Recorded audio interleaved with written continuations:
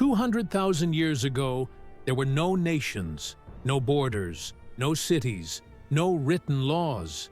The planet belonged entirely to nature. Massive forests stretched across continents. Rivers shaped the land without human interference. Predators ruled food chains. Survival was the only currency that mattered. And in this world, fragile and unremarkable by physical standards, a new species was emerging in Africa. Homo sapiens. They were not the strongest creatures alive. They were not the fastest. They did not dominate through force. Yet this species would eventually dominate the planet. Not through muscle, but through the mind. Every day was a calculation. Where to find food, when to move, which direction meant safety. One mistake could erase an entire group from existence. But humans did something different. They observed, remembered, experimented, and adapted. Over time, survival stopped being random.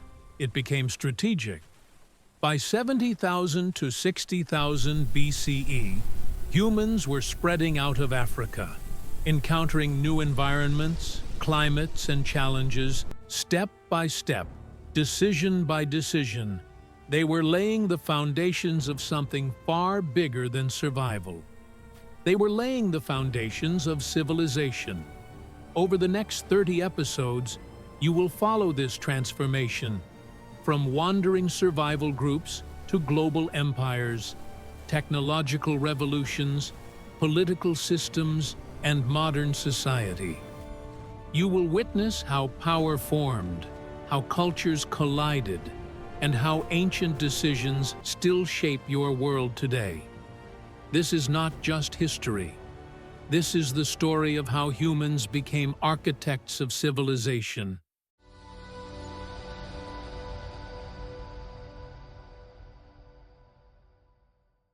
Civilization did not begin with buildings. It began with pressure.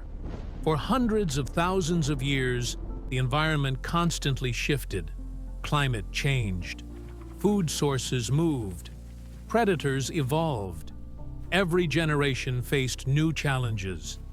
Early humans were physically vulnerable. No natural weapons, limited speed, thin skin. By biological standards, they should not have survived. But evolution provided something else, a brain capable of long-term thinking.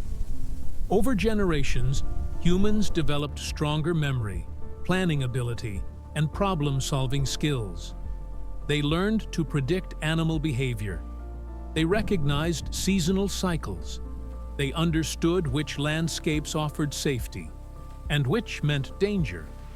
This created an advantage no predator possessed. Instead of reacting blindly, humans began thinking ahead. Survival became calculated.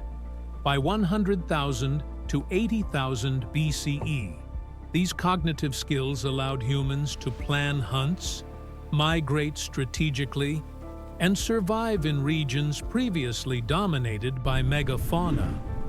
And with this shift, humans stopped being just another animal species. They became strategists. Humans did not survive alone. They survived together. Early groups were small, usually a few dozen individuals. But even this scale required trust, coordination, and social discipline. Large animals could not be hunted alone. Children could not be protected by one adult. Food shortages could not be solved individually. Group survival demanded cooperation. This forced humans to develop emotional intelligence. They learned to read expressions, interpret intentions, resolve internal conflicts, build loyalty. Leadership emerged, not based on strength alone, but on experience, intelligence, and trust. Knowledge became shared property. They started to know where to hunt, which plants healed, which animals were dangerous, which paths led to water.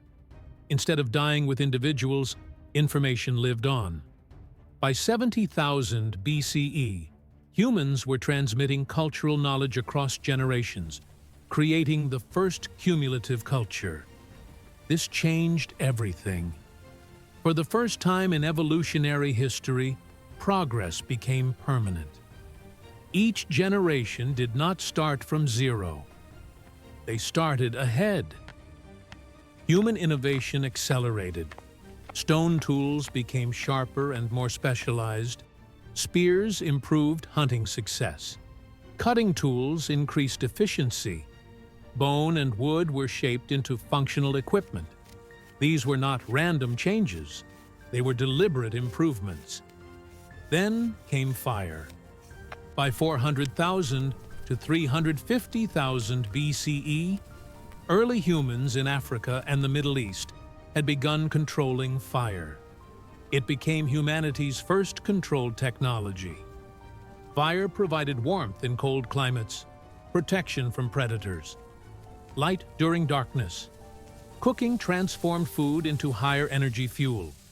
Disease decreased and nutrition improved. Fire extended the day. Longer nights meant longer conversations. Teaching became routine. Knowledge transmission accelerated. A feedback loop emerged. Better tools improved survival. Better survival allowed more learning. More learning produced better tools. Humans were no longer reacting to nature. They were shaping it. Communication changed human destiny. At first, simple sounds and gestures coordinated basic action. Over time, structured language formed. By 100,000 BCE, humans could coordinate hunting, warn of danger, and transmit knowledge across distances. Information began traveling faster than experience itself. This created scale. Large groups could coordinate. Multiple groups could cooperate. Knowledge could move across generations and distances. Language also unlocked symbolic thinking. Humans began creating markings, cave paintings, and ritual behavior. By 75,000 BCE, humans practiced burial rituals, leaving evidence of early abstract thought. These were not survival necessities. They were expressions of meaning. Humans were no longer only surviving. They were interpreting reality. Civilization was becoming psychologically possible. Homo sapiens were not alone. Neanderthals dominated parts of Europe and Western Asia. Denisovans lived across Asia. These species were intelligent and physically powerful, but they lacked one critical advantage: large social networks. Homo sapiens exchanged ideas between groups. Innovations spread quickly. When one community discovered a better technique, others adopted it. This created exponential advantage. Progress kept stacking. Over tens of thousands of years, 60,000 to 40,000 BCE, Homo sapiens became dominant. Some interbred with other hominids. Others disappeared completely. Not through conquest, but through adaptability. As populations grew, humans expanded outward.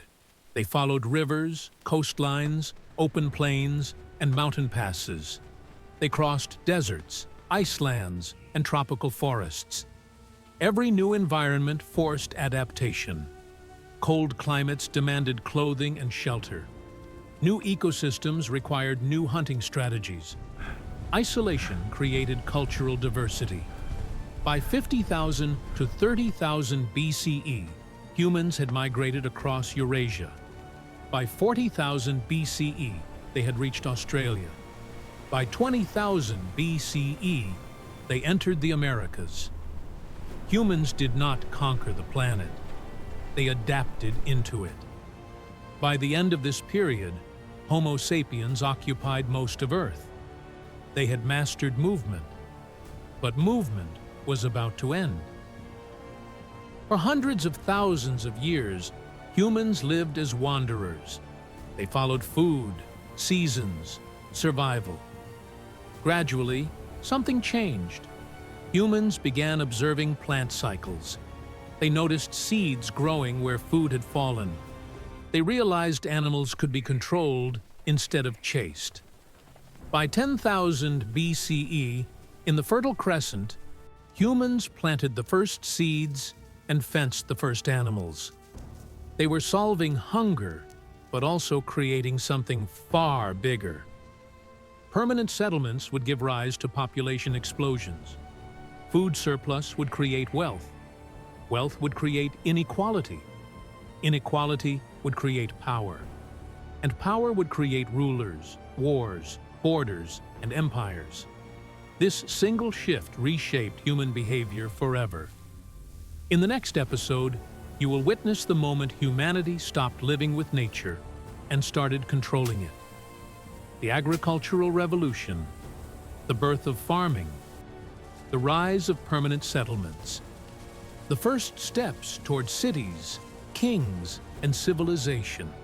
If you want to understand how the modern world truly began, this is where it starts.